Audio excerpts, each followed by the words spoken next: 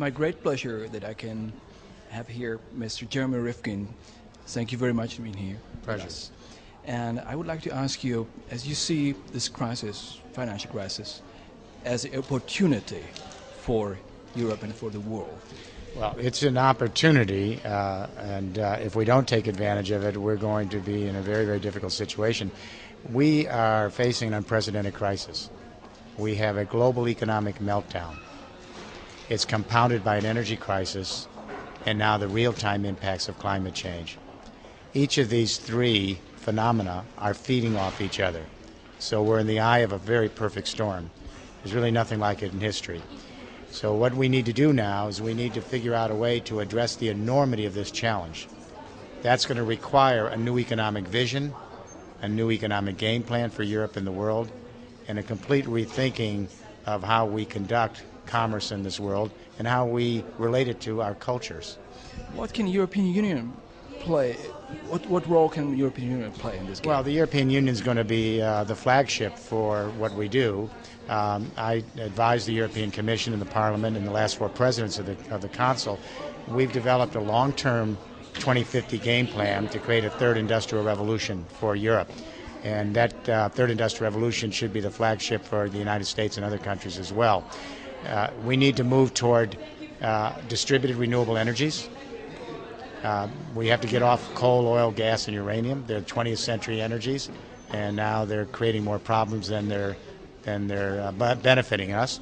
So we have to make a shift into renewable energies. The EU's made that commitment. We have to begin to create our energies in our own buildings. We're going to take every office, factory, home, every building in the Czech Republic and around the world. We're going to turn it into a power plant. So you produce your own power with solar roofs, with little vertical wind on your buildings, heat pumps under your ground, so that we can begin to produce our own energy just like we produce our own information on our computers and share it with each other across smart grids, power grids, like we share information on internets. This is what we call a distributed capitalism, power to the people. We start to produce and share our own renewable energy. And that's going to jumpstart the European economy. Already Jimmy Carter in the U.S.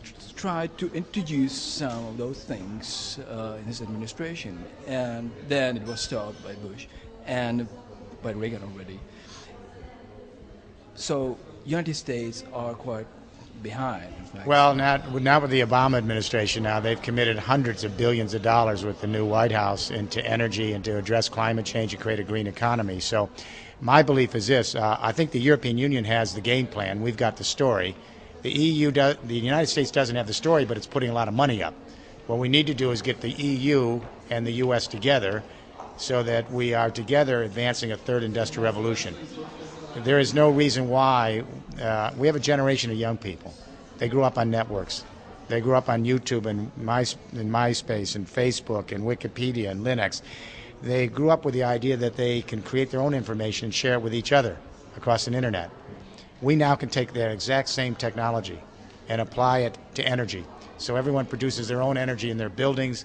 They store it in hydrogen like they store media and digital, and share it across smart grids like we share information on the internet.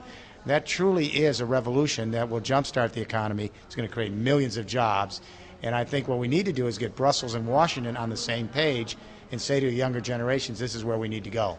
But what about the older generation? Americans are very stubborn people. Are they going to change? Well, I think it's a generational shift. I think everyone under 35 understands what I'm saying. This is a no-brainer, as they say. I think the older generation, their 60s, there is no plan B. So what I tell the old folks in my age group is, if we don't do this, what are we going to do? We've got a planet that's facing extinction, if our scientists are right. Extinction, perhaps in this century, of your generation and your children. We now have to get off carbon-based fuels quickly. We've got to move to renewable energies, and we've got to move to a sustainable economy. There is no option here. It's not just an opportunity, it's about survival at this point. All right. Thank you very much. Okay, good. Thank you, John.